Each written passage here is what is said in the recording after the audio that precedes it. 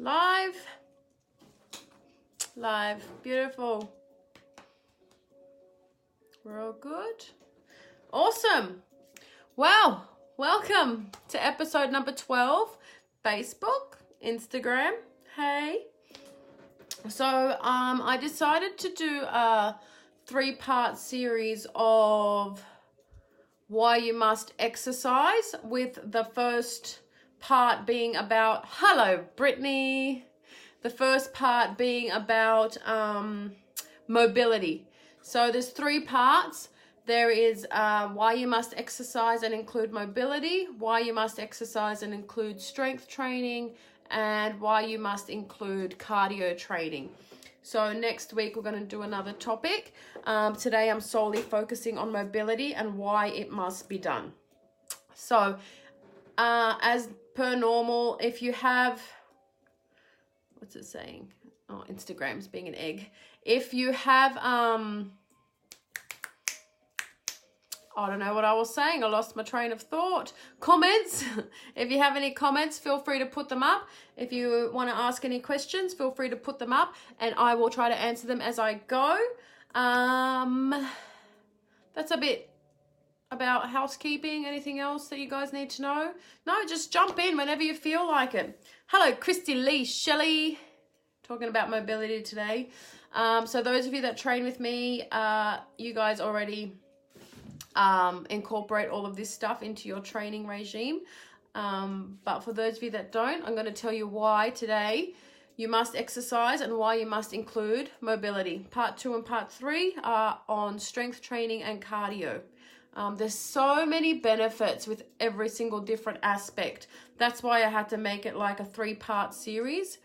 So what is mobility and why is it important? So mobility is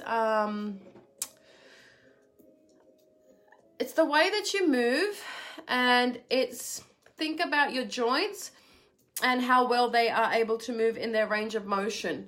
So if you are feeling stuck in any movement, if your squat isn't that deep, hi, Mind Body Active. Hey, Christy, you've gone from Facebook to Insta. If you feel that, you know, you can't get very deep into a squat, it could be your hip mobility, it could be your ankle mobility, that's the problem.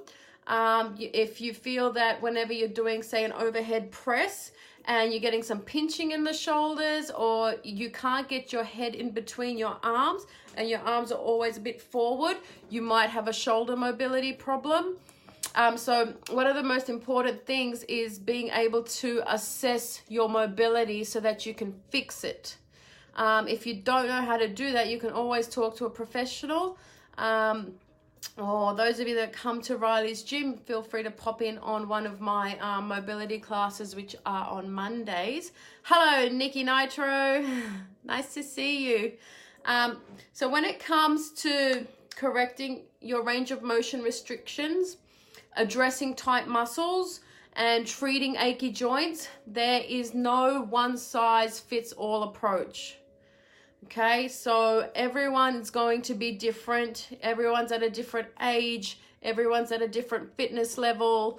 Everyone is unique. And that's the beauty about it. And that's why I love my job, because I like figuring out everybody's unique traits and how to make everyone better. What you need to be doing is spending about 10 minutes to 15 minutes a day on mobility, especially if you have a joint restriction, achy joints, tight muscles, or something that is affecting your performance or something that is causing you pain. Hi Grace, how are you? Nice to see you join. So those of you that have joined, if you feel like asking any questions, just pop them up and I will answer as I go. So for a long time, we're talking about mobility for those of you that just joined. For a long time, stretching has been the be-all, end-all modality of mobility for dealing with, you know, soreness and pain, range of motion restrictions, or tight muscles. Stretching just doesn't work by itself, okay? It doesn't improve the positioning of your joints. It doesn't improve your performance. It doesn't eliminate pain, and it doesn't prevent injury. That's why after all of your classes and all of your workouts that you do, you sit there and you stretch, you're still getting injured and your performance hasn't increased or become better, because stretching is just one aspect of mobility. And there's a lot more to do than flexibility work. Jess wrote my tight hamstrings. Hi, Mel. Yeah, so your tight hamstrings could also come from lower back mobility being poor. It could come from hip mobility. It could come from knee mobility, or even your ankles, or even your shoulders. So working on mobility throughout your whole body is probably wise if you're not sure what to do, or if you're not assessed by a professional who can help you. So let's talk about a quad stretch, for example. So say, you know, the stretch where you're standing up and you lift your foot and you're holding your foot and you're stretching your quad, like the front of your thigh. This type of stretch will lengthen the quad. So that's what stretching does, is it lengthens the muscle. But think about like a t-shirt. So think about a t-shirt and you're just pulling it apart really hard. You're pulling it apart, you're pulling it apart, you're pulling it apart, and then you let it go, and what does it look like? Wobbly, right? So how's that supposed to make you run better? Stretching, static stretching especially, isn't the mobility drill that you should be doing before an exercise. So those of you that train with me will see that I keep stretches quite short and simple, more dynamic before we start our workouts, and we always do some sort of like a mobility drill before we start, especially on the area that we're focusing on. So going back to that quad stretch, it will lengthen the muscle, but it doesn't tell you about your motor control, and it doesn't tell you about your ability to be able to get into a good position. Doing a quad stretch won't tell you if you can get into a nice deep squat, you know? Taking your quads into end range and keeping them there, it's not gonna help you run faster or lift a heavier deadlift weight. But some people are under the assumption that if they have a tissue or a joint restriction that prevents them from getting into a good position, they automatically think, I need to stretch. I need to stretch. And it's not your fault. Like, I've been educating myself, which is why I'm passing this on to you. Hello, Mari. So don't give up stretching. That's not what I'm saying. I stretch every day, but there's other ways to mobilize yourself. Lengthening isn't a bad thing if you have the motor control to handle your end range. So, for example, I injured my upper back, and the mobility that I needed for my upper back was scapular control. Hi, Carmen. And so my upper back got injured because my scapulae weren't working properly. So I've been now working on my lower traps and my serratus and my rhomboids and my lats and all the movements that I need to work on so that the motor control pattern of my upper back doesn't cause me injury anymore. Because I'm flexible, I'm very flexible, but as I'm trying to get across here, flexibility isn't the be-all, end-all when it comes to mobility. You must have mobility in your life. You must have it in your life so that you do prevent injury, so that you are able to move at full range of motion, and so that you are able to work with ease, you know, and remove that stress and tension from your body. I love mobility. It's one of my favorite things to do. It's just sometimes people can't handle it because it seems a little bit boring. But if you're doing it at home, remember, all you need to do is about 10 to 15 minutes a day. It's plenty, especially on an area that's causing you grief. So if you can't get into a good position, you have a tissue restriction of some kind, and stretching alone won't give you the results that you want, okay? When a joint is in a bad position, the surrounding musculature will adapt to that position. For example, for people that have rounded shoulders, shoulders that come forward, people that type, people that drive, people that are on the phone a lot, just people that are forward bending a lot, sometimes they can have something called anterior shoulder pain, which is shoulder pain at the front, or like a pinching sensation. So there is no internal rotation with that, and you can treat the overstretched external rotators at the back. You can treat them, and you can restore normal range of motion to the shortened pec muscle. Okay, so the pec muscle gets short when your shoulders come forward. Does that make sense? We can restore normal range of motion. I do it all the time with clients that I see. But until we resolve the dysfunction, the dysfunctional mechanics of the shoulder, the issue will still stay there. You will continue rolling your shoulders forward. So a much more effective approach, we did this on Monday, those of you that did Monday's mobility class with me, a much more effective approach is to make sure we put the shoulders in a good position. And that starts with thoracic mobility, okay? So upper back mobility, because most people that have a forward rounding shoulder start to lean forward. So the upper spine is starting to curve forward. So if we can bring back the suppleness of the upper spine, we'll be able to give the shoulders a better position to sit in. And then what happens, it's like a miracle, is the muscles that we need to turn on will start to turn on. And then, like another miracle, pain and joint restriction will start to ease, and you'll be able to start moving better. So for those of you that did Monday or Wednesday, we did a lot of shoulder and scapular mobility. I love getting injuries because it teaches me the importance of mobility and making sure that we're functioning right. So that's why we did lots of scapular work this week. My pain was really bad, and I don't want any of you guys to go through it. And sometimes in my busy weeks, I don't spend enough time strengthening or mobilizing the things that I need to be mobilizing so that I remain amazing. Now, mobility, you know, it's critical for long-term success and for long-term fitness and for long-term aging wellness and all of that sort of stuff. Okay, so please try to incorporate that into your life, even if you do something like a yoga class.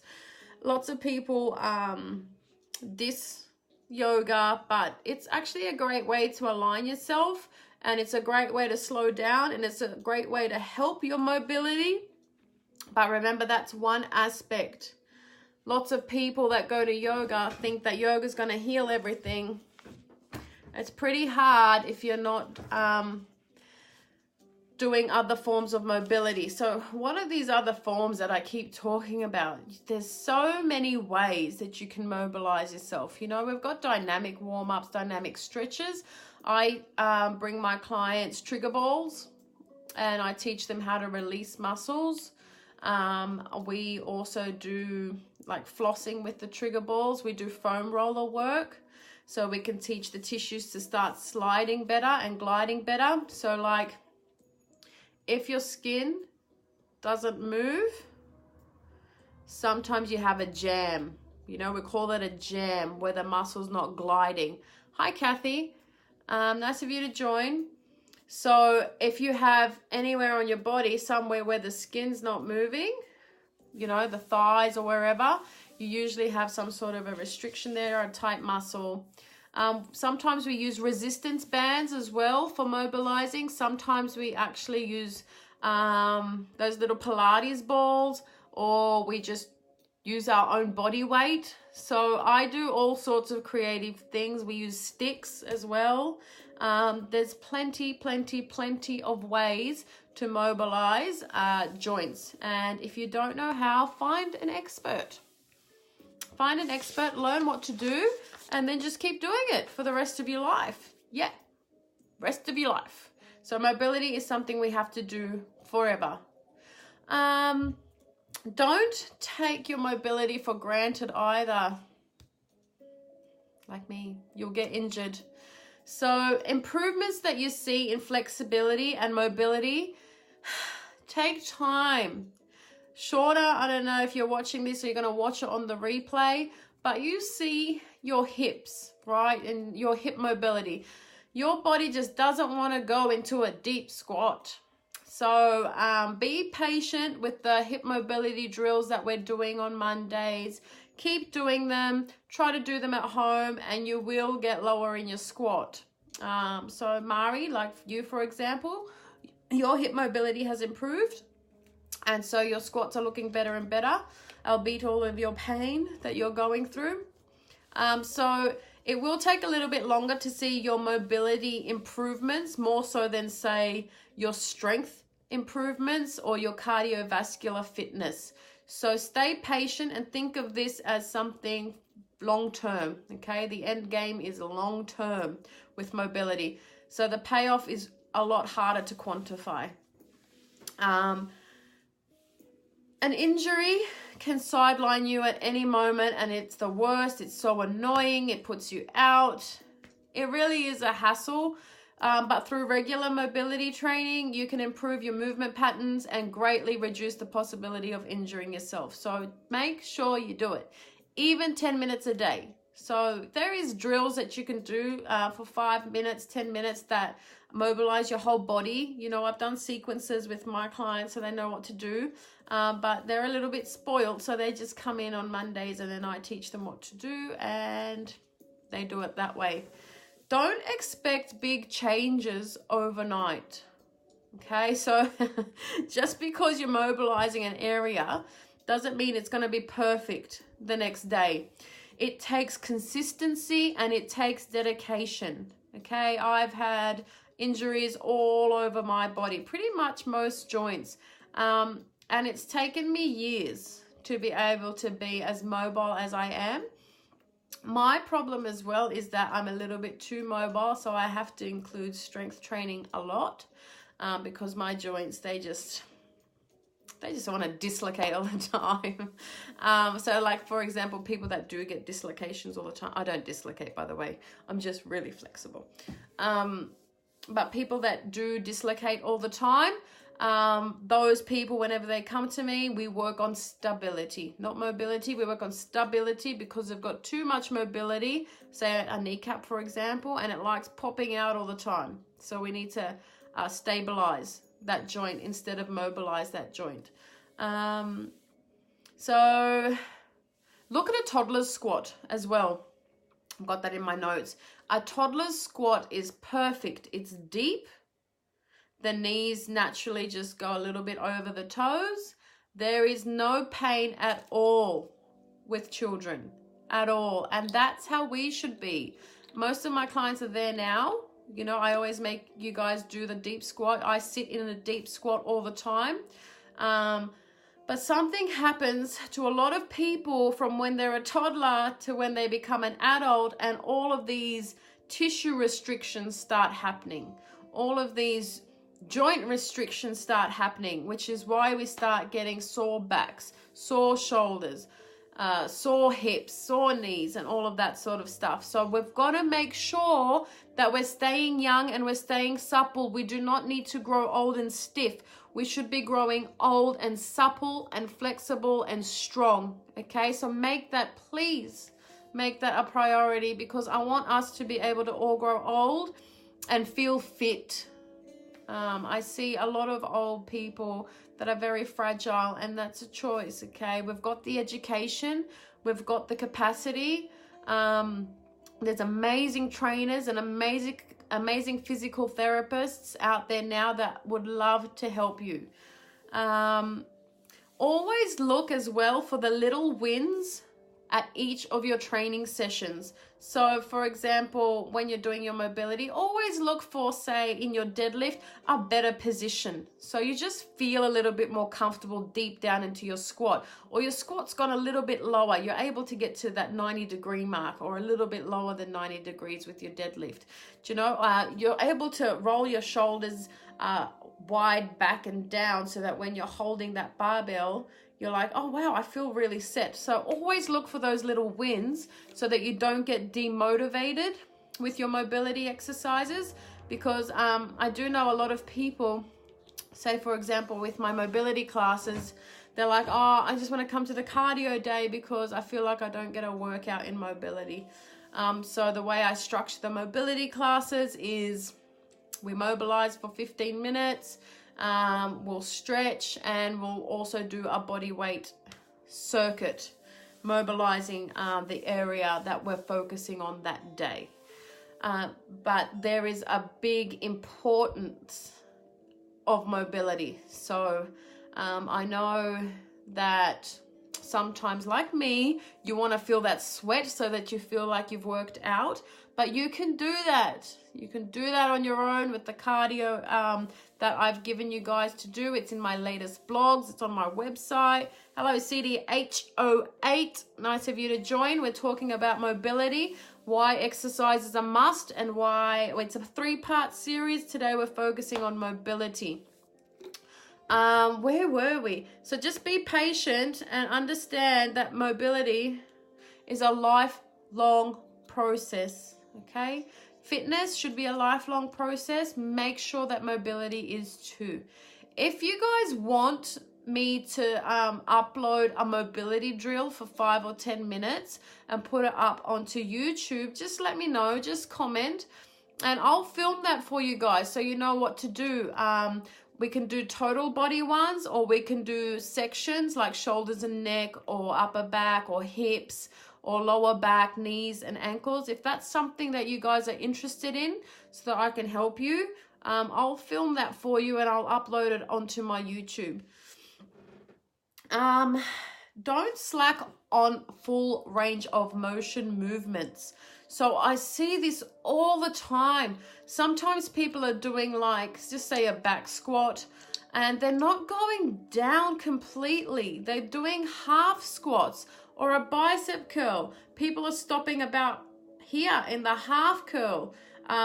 Depends if that's the exercise that you're doing, but don't skimp out on the full range of motion, because what's going to happen then is your body is going to adapt to that range. The body's very smart. It's very intelligent, and it will do what you repeatedly do. It will adapt to that. Okay, we don't want the body to get used to half ranges. So deload, take the weight off, do some body weight work, and get into your full range of motions. So those of you that come on Mondays with me, you'll notice that we never lift up a weight on that day. But how heavy are the sticks, those little wooden sticks, when I make you put the right resistance on those? So if your range isn't good, your squat isn't deep, or it's uncomfortable, or you know, your shoulders just aren't sitting right, they're very forward, make sure you open yourself up. Even if you just need to do other things like go see a chiropractor or a physio or a sports massage therapist, just to help open you up so that you can start to improve. It's a really beautiful thing when your body starts to open up. Everything starts to open up, your life included. Yes, I'm very holistic, but it's very true. It's a very true process. The more your body opens up and you start relieving the tension that's in your body, the more your life starts to open up. It's very funny that. Don't make mobility sessions too long and too complicated. Just keep it simple, stupid. You know, the KISS strategy. Lots of businesses do it, KISS, keep it simple, stupid. Try to keep it to 10 to 15 minutes. As I said, if you want me to upload something for you guys that you can watch, just let me know, and I will. The shoulder joint, for example, it's a ball and socket joint. Ball and socket, so it can do a whole bunch of pressing, movements and pulling movements in all sorts of directions, because the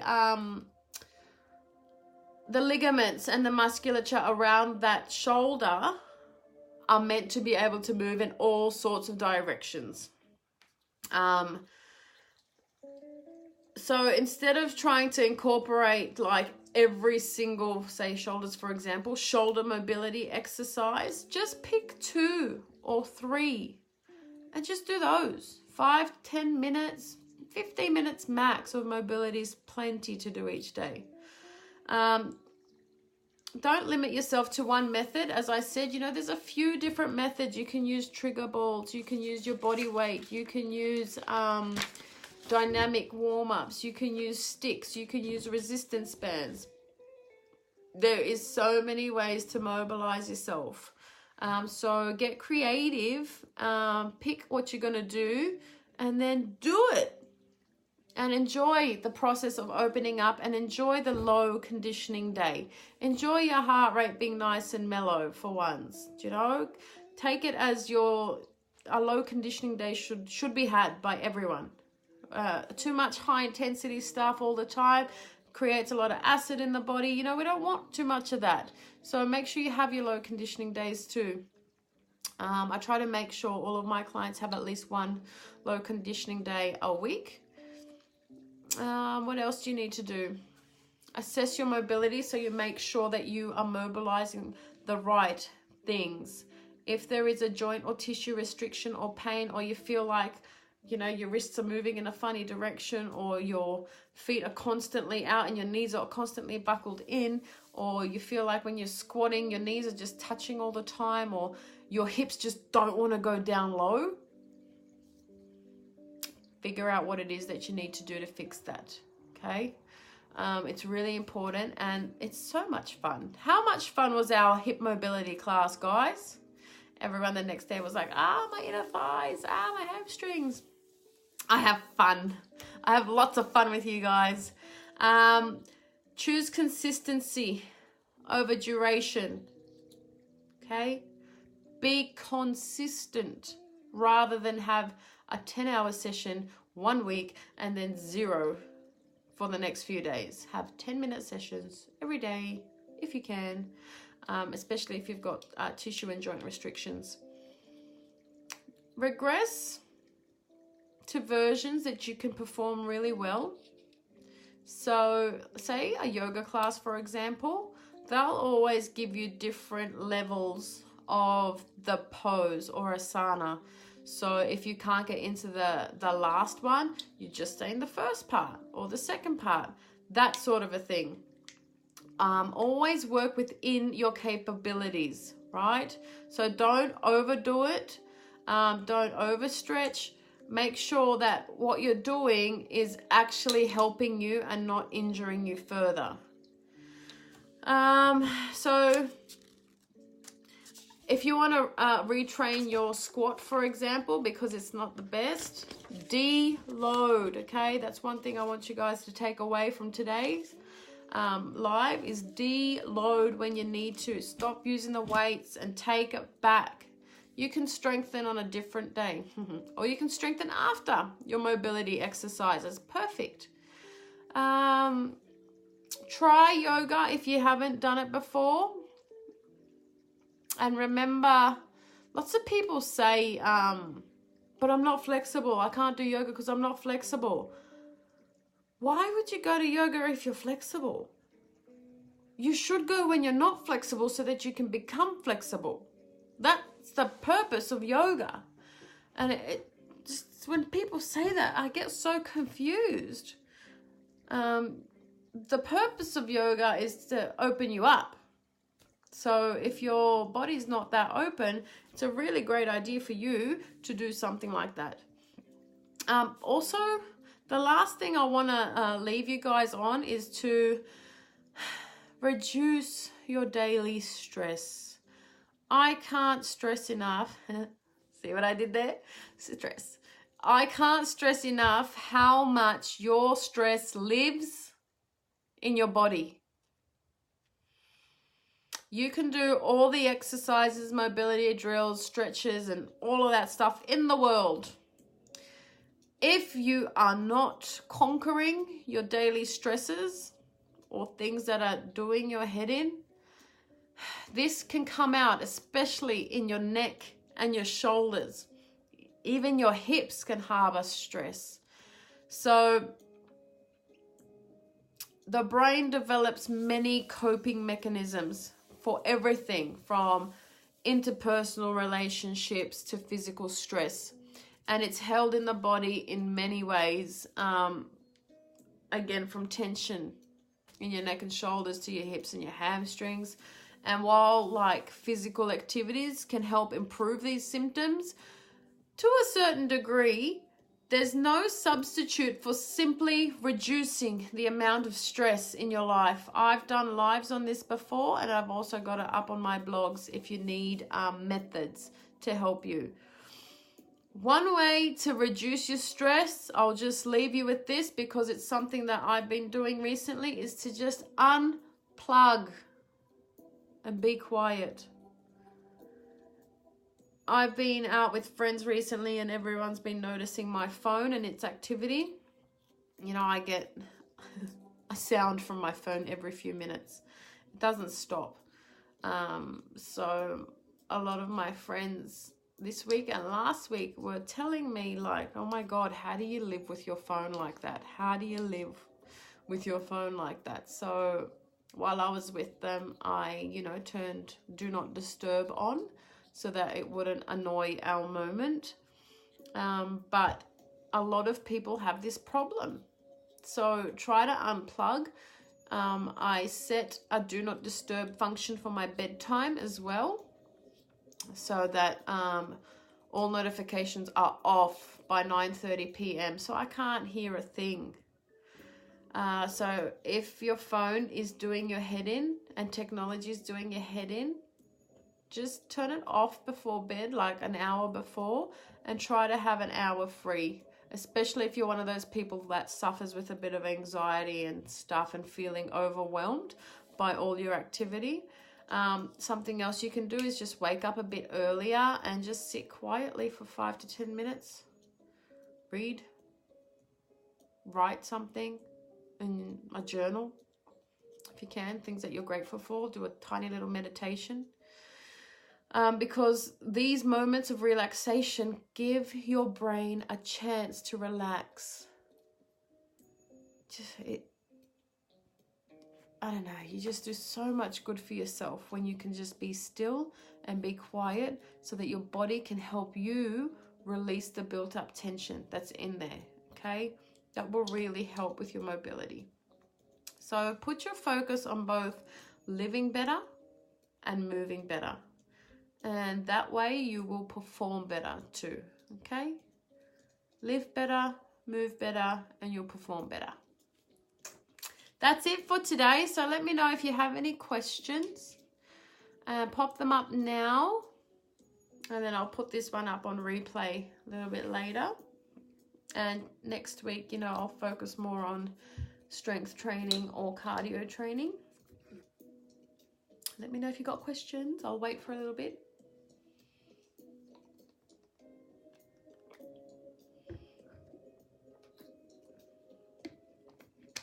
On my Spotify playlist, guys, I've got a relaxation playlist. That's what's playing in the background. I usually have quiet music playing when I'm at home doing work. Just keeps your heart rate low. Sometimes when people come over, I live in Blacktown, they're like, oh my God, is this Blacktown? But it's just the vibe. My vibe, the music. No questions at all? All right, guys. Thanks for tuning in. I hope you found this useful. Please, please, please just know that stretching is not the only form of mobility. And please try to incorporate more mobility into your days and into your weeks so that we can end suffering and pain in joint restriction and just be happy every day.